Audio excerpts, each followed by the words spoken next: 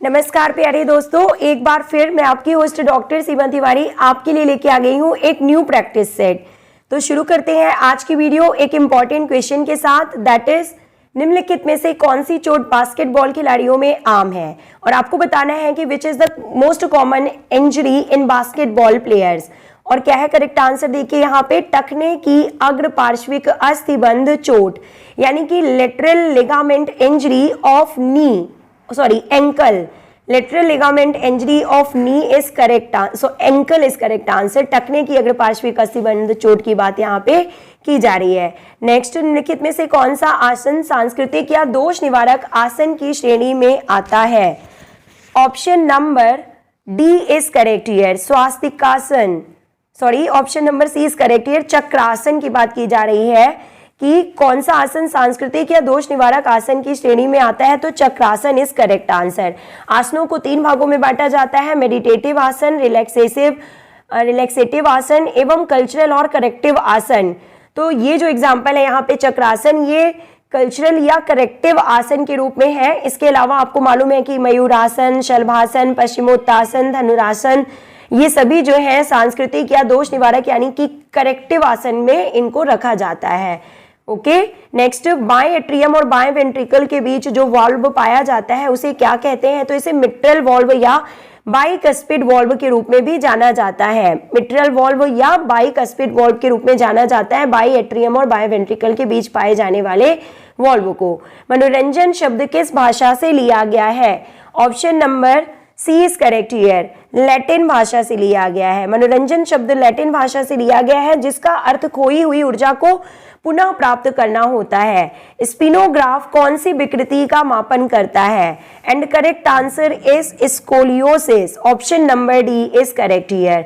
मोच चोट किससे संबंधित है, यानी स्प्रेन की बात की जा रही है, तो ये लिगामेंट की चोट होती है। लिगामेंट्स की इंजरी को मोच यानी कि स्प्रेन के रूप में जाना जाता है। खेल ही जीवन है, यह सिद्धांत किसने दिया था? Option number A is correct here, John dB. खेल ही जीवन है, यह सिद्धांत जॉन डीबी के द्वारा दिया गया था। प्रथम आधुनिक ओलंपिक खेल किस वर्ष में हुए थे? 1896 में बैरन पियरे दी कुबर्टिन के द्वारा आधुनिक ओलंपिक खेलों की फिर से शुरुआत की गई थी। नेक्स्ट, एल्वियोलाई का संबंध किस तंत्र से है? तो श्वसन तंत्र से है। और एल्वियोलाई वो सैक लाइक स्ट्रक्चर होते हैं, ये अंगूर के गुच्छे के समान संरचना होती है जो कि लंग्स में पाई जाती है, जहां पे ऑक्सीजन एवं कार्बन डाइऑक्साइड गैस का एक्सचेंज होता है। हृदय का निचला प्रकोष्ठ यानी चैम्बर क्या कहलाता है? तो निलय कहलाता है। ऊपरी चैम्बर को आलिंद कहते हैं दोस्तों, और नीचे जो चैम्बर्स होते हैं उनको निलय यानी वेंट्रिकल के रूप में जाना जाता है। This is correct answer. 4 chambers होते हैं, देखिए मानव के हृदय में 4 चैम्बर्स होते हैं। 2 एट्रियम, अपर चैम्बर्स को एट्रियम या आलिंद कहते हैं और निचले चैम्बर्स को निलय या वेंट्रिकल कहते हैं। लचीलापन विकसित करने की कौन सी विधि है? निम्न में से कौन सी लचीलापन विकसित करने की विधि कौन सी है? Option number C is correct here, सक्रिय लचीलापन विधि एवं निष्क्रिय लचीलापन विधि ये दोनों ही लचीलेपन यानी फ्लेक्सिबिलिटी को विकसित करने की विधि में शामिल की जाती हैं, यानी कि पैसिव फ्लेक्सिबिलिटी एवं एक्टिव फ्लेक्सिबिलिटी के रूप में इनको जाना जाता है। नेक्स्ट, भार प्रशिक्षण का आविष्कार किसने किया था? तो फ्रेडरिक यान इज करेक्ट आंसर।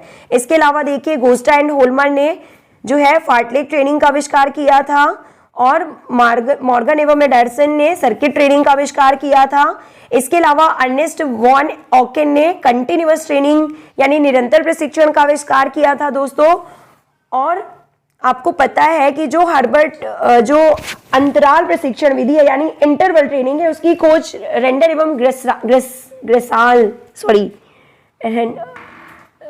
मुझे नाम बोल रहा है, ग्रेसलर एवं रेंडाल के द्वारा इसकी खोज की गई थी इंटरवल ट्रेनिंग की। सो सॉरी फ्रेंड्स, आप इंटरवल ट्रेनिंग के खोजकर्ता कौन है ये हमें कमेंट बॉक्स में लिख के बताइएगा।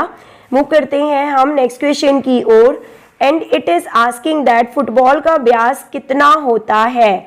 फुटबॉल का व्यास कितना होता है? ऑप्शन नंबर सी, 27 से 28 इंच होता है फुटबॉल का व्यास। ओके, और जो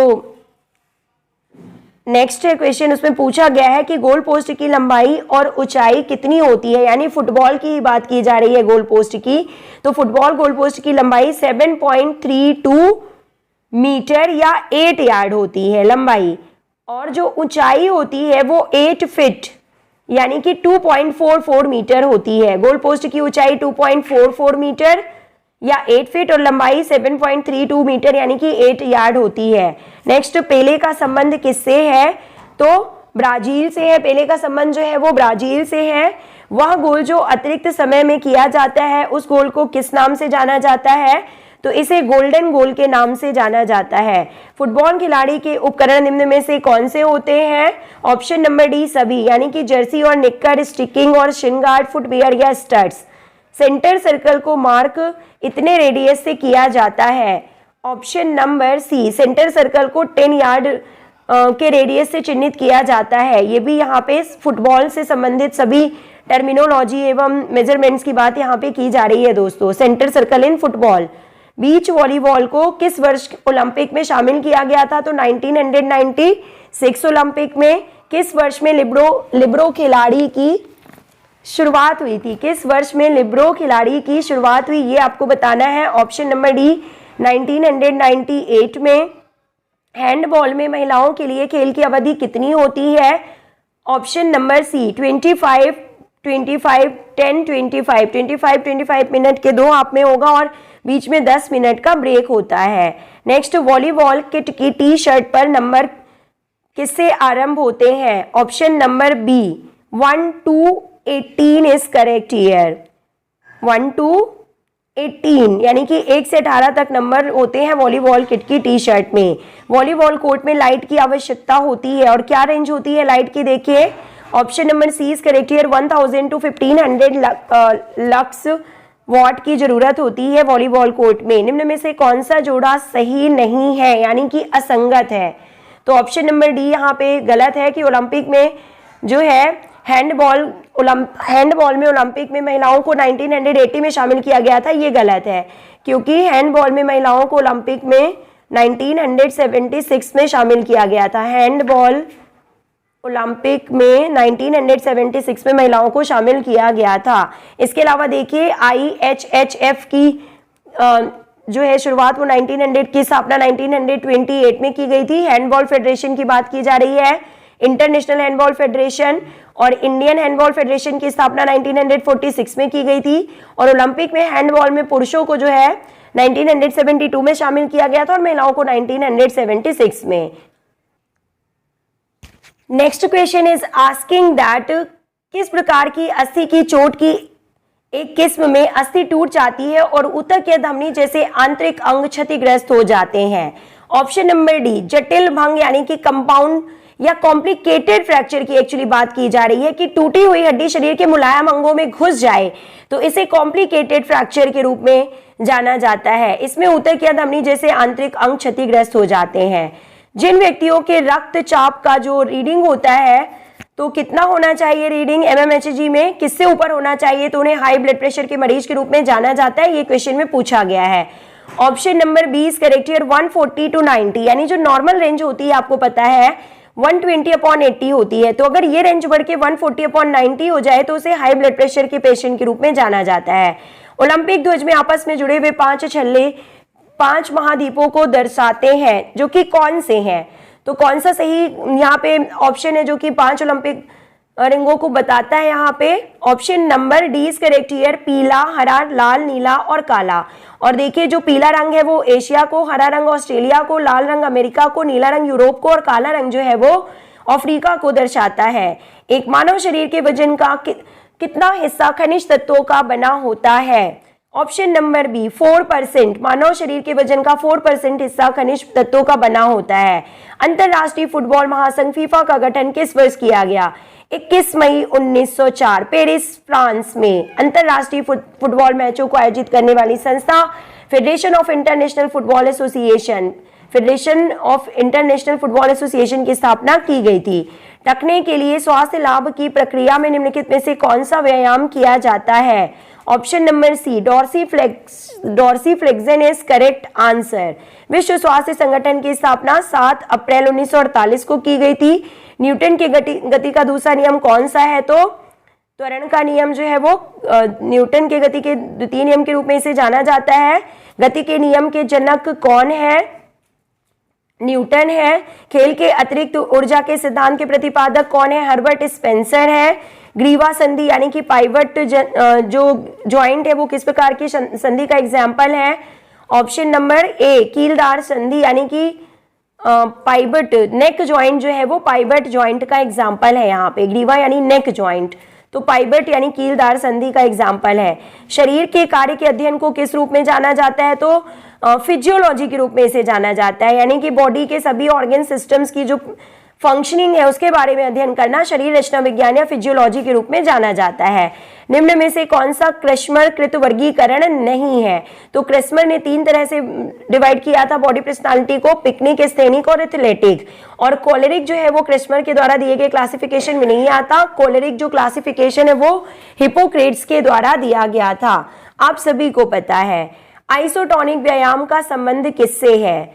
डी शक्ति से इसका संबंध है। आइसोटोनिक व्यायामों के द्वारा मांसपेशियों में तनाव होता है, मांसपेशियों की लंबाई में वृद्धि होती है तथा लचक बढ़ जाती है, तो शक्ति प्राप्त करने के लिए ये सर्वोत्तम व्यायाम माने जाते हैं। एक प्रभावी निर्णायक को करना चाहिए। ऑप्शन नंबर डी सभी, यानी कि शीघ्रता से निर्णय, निष्पक्षता एवं मानसिक सजगता से कार्य करना चाहिए। फुटबॉल में सभी लाइंस की चौड़ाई कितनी होती है? 12 सेंटीमीटर या 5 इंच होती है। फुटबॉल खेल में सभी लाइंस की चौड़ाई 12 सेंटीमीटर या 5 इंच होती है। फुटबॉल मैदान की लंबाई कितनी होती है? Option number A 100 to 130 yard लंबाई होती है यार्ड में। और जो मीटर में बात करें तो 90 से 120 मीटर लंबाई होती है फुटबॉल मैदान की, और चौड़ाई जो होती है वो 45 से 90 मीटर होती है, एवं यार्ड में 50 to 100 गज चौड़ाई होती है फुटबॉल मैदान की। साइड लाइन से सिटिंग क्षेत्र की दूरी कितनी होती है? Option number A 1 metre. Side line से सिटिंग क्षेत्र की दूरी कितनी होती है? तो 1 मीटर। बॉल को ट्रैप किया जाता है पैर से। बॉल को ट्रैप कैसे किया जाता है? तो पैर के द्वारा किया जाता है। खेल के दौरान जब गेंद गति में होती है तो दूसरे खिलाड़ी को डोज देने के लिए गेंद को रोककर गेंद को दूसरी दिशा में खेलने या खेल को आगे बढ़ाना जो है ये बॉल को ट्रैप करना कहलाता है, जो कि पैर से किया जाता है। और ये सभी जो टर्मिनोलॉजी है ये फुटबॉल से संबंधित यहाँ पे हम बात कर रहे हैं।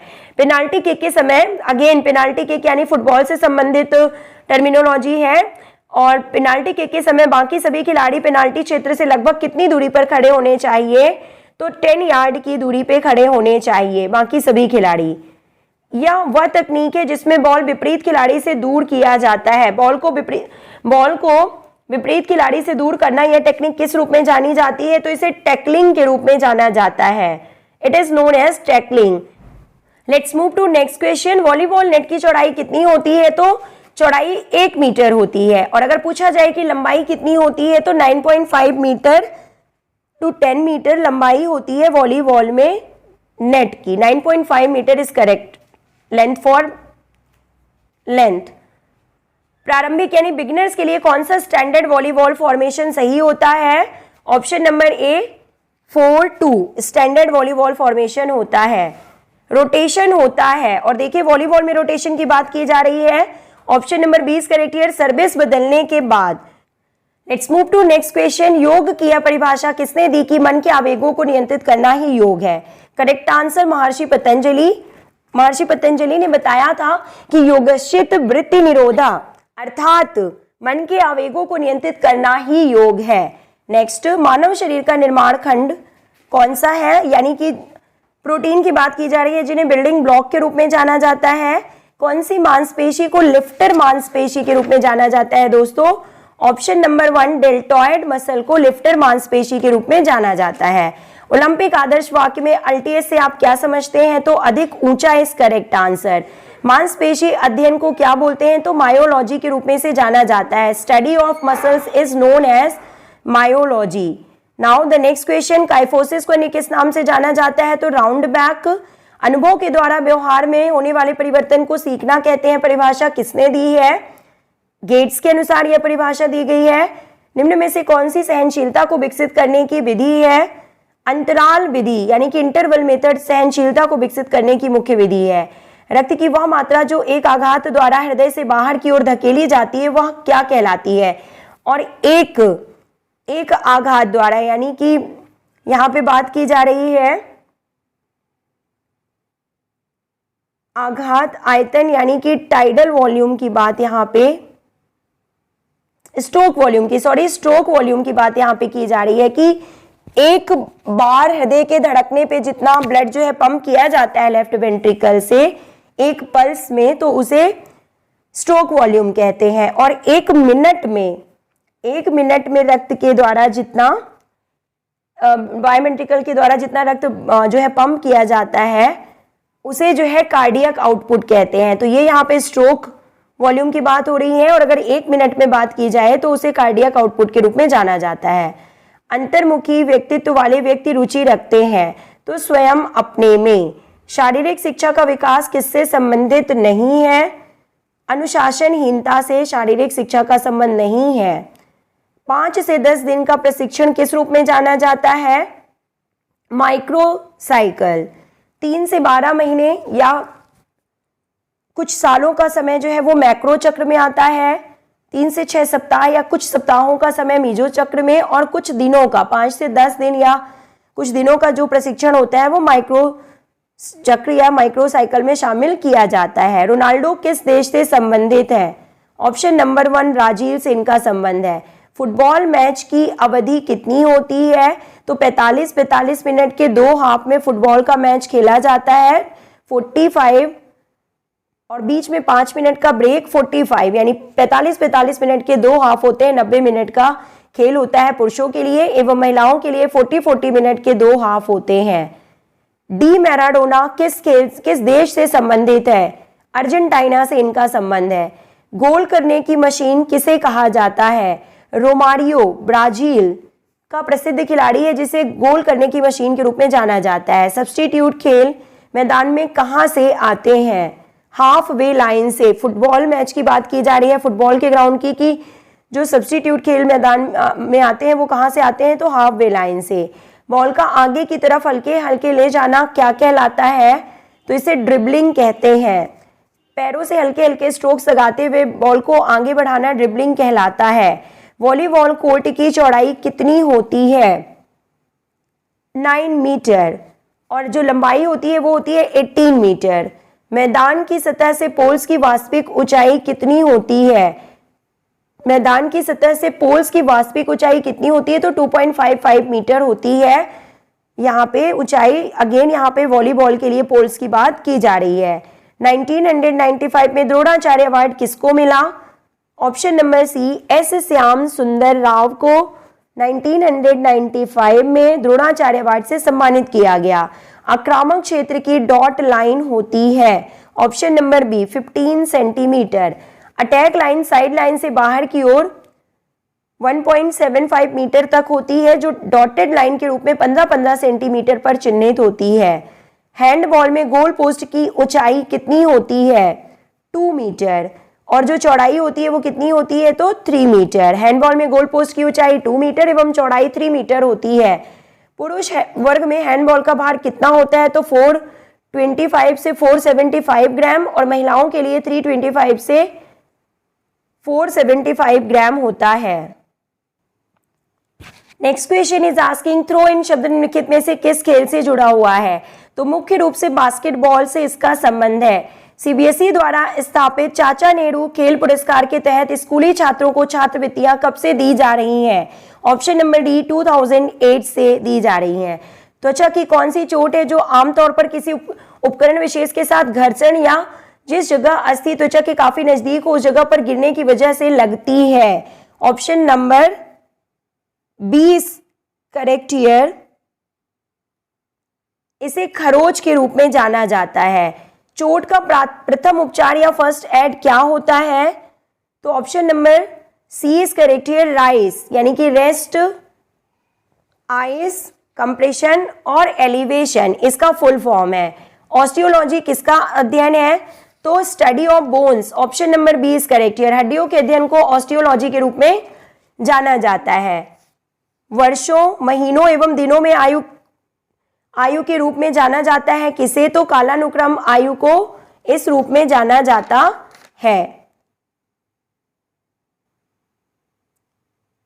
पूर्व एथेंस काल में शारीरिक शिक्षक को किस नाम से जाना जाता था? ऑप्शन नंबर ए पेट्रोड्राइव के रूप में इन्हें जाना जाता था। व्यायामशाला को पेलेस्ट्रा कहा जाता था तथा कुश्ती, मुक्केबाजी व जिम्नास्टिक का अभ्यास वहां पे कराया जाता था एवं जो शारीरिक शिक्षा थे पेलेस्ट्रा में उन्हें पेट्रोड्राइव के रूप में जाना जाता था। रिक्रिएशन में एन शब्द से क्या अभिप्राय है? तो option number A is correct here. Natural से इसका संबंध है, प्राकृतिक से। स्पीड प्ले को अन्य किस नाम से जाना जाता है? तो फार्टलेग प्रशिक्षण के रूप में भी जाना जाता है। प्रत्यक्ष रूप से एनाबोलिक स्टेरॉइड क्या होते हैं या किसको प्रभावित करते हैं? तो मसल्स को प्रभावित करते हैं। स्वर तंत्र का संबंध किससे है? तो लैरिंग्स की बात की जा रही है जिसका संबंध श्वसन तंत्र से है। तो दोस्तों मिलते हैं नेक्स्ट वीडियो में। Till then take care, good bye.